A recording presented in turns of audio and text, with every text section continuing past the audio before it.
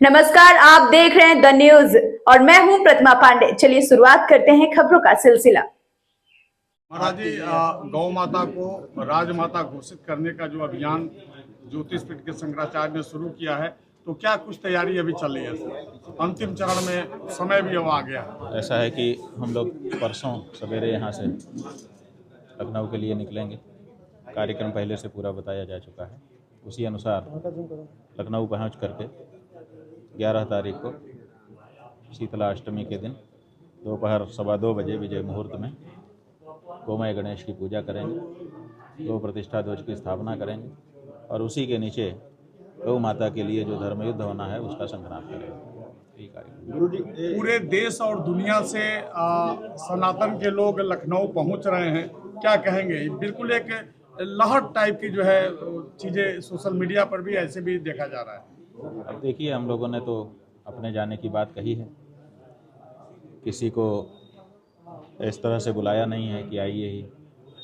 आम लोग अपने भाव से जिसको मन में होगा कि नहीं, अगर गौ माता के लिए जाना है तो जाना चाहिए, तो जाएंगे। जो लोग पहुंचेंगे ठीक है, हमारी कोई ऐसी बात नहीं है कि हमको कोई संगठन है और हम सबको बुला रहे हैं और सब इकट्ठा हों और कोई प्रदर्शन करें। हम तो वहाँ जा रहे हैं उसका साक्षी बनने के लिए अवसर का, जो आना चाहे स्वागत। यूपी सरकार के डिप्टी सीएम पिछले दिनों वाराणसी दौरे पे थे और उन्होंने भी कहा है कि जो है हम स्वागत करेंगे। तो क्या कुछ बात यह है कि जिसके मन में संस्कार होंगे, गौ माता के प्रति भक्ति होगी, सनातन धर्म को मानता होगा, भारतीय संस्कृति से प्रेम करता होगा, वो ऐसे अवसर पर स्वाभाविक है उपस्थित रहना चाहे। लखनऊ महाराज जी आएंगे, 11 तारीख को लखनऊ रहेंगे, तो उनका स्वागत है लखनऊ में। ठीक है, वो बहुत जरूरी है। हिमांगी सखी जी द्वारा भी कहा गया है कि उस यात्रा में आपके साथ खड़ी रहेंगी। हिमांगी सखी जी ने भी कहा है कि वो इस यात्रा में आपके साथ खड़ी रहेंगी और कदम से कदम। ठीक है, ये बहुत बड़ी बात है। सब लोग गौ माता के लिए खड़े होंगे, अच्छा है। महाराज जी, मध्य प्रदेश की पूर्व मुख्यमंत्री उमा भारती जी ने भी जो शंकराचार्य शब्द पर जो सवाल सरकार के द्वारा खड़ा किए गए हैं, उस पर भी उनकी प्रतिक्रिया आई है कि यह शंकराचार्य पीठ की अपमान है। क्या कहेंगे? हमको इसमें कुछ नहीं कहना है, इसमें आदित्यनाथ को कहना है, क्योंकि ये आदित्यनाथ की योग्यता पर, आदित्यनाथ की क्षमता पर, आदित्यनाथ के व्यवहार पर प्रश्न चिन्ह है। तो उमा भारती जी परंपराओं को जानती हैं, समझती हैं, और जिस तरह का व्यवहार आदित्यनाथ जी के द्वारा किया जा रहा है, भले वो आदित्यनाथ जी को इंगित करके ना कहें क्योंकि एक ही पार्टी है, लेकिन उन्होंने जो प्रश्न उठाए वो इसलिए उठाए कि इनके कारण पूरी पार्टी पे कहीं बुरा प्रभाव ना पड़ जाए। तो अपनी पार्टी को तो हर व्यक्ति बचाएगा ना। महाराज जी, एक तरफ विधानसभा में जो है योगी जी कहते हैं आपको मतलब सत्यापित करिए कि आप शंकराचार्य हैं, वहीं दूसरी तरफ उसी मंत्री मतलब सरकार के जो मंत्री कहते हैं कि खरोच नहीं आनी चाहिए गाय पर।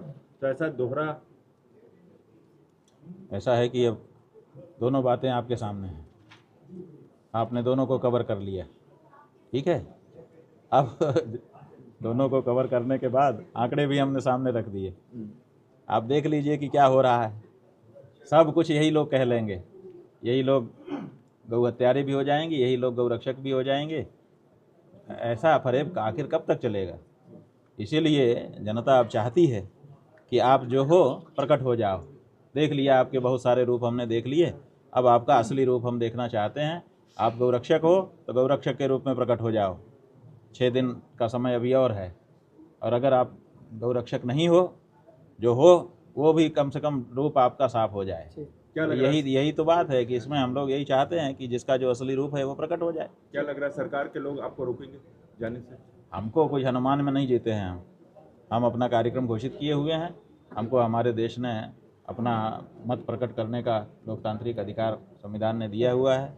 हम धर्मशास्त्र की दृष्टि से भी और आज के लागू कानून संविधान के दृष्टि से भी ये जो कार्यक्रम घोषित किए हैं उसको करने के अधिकारी हैं।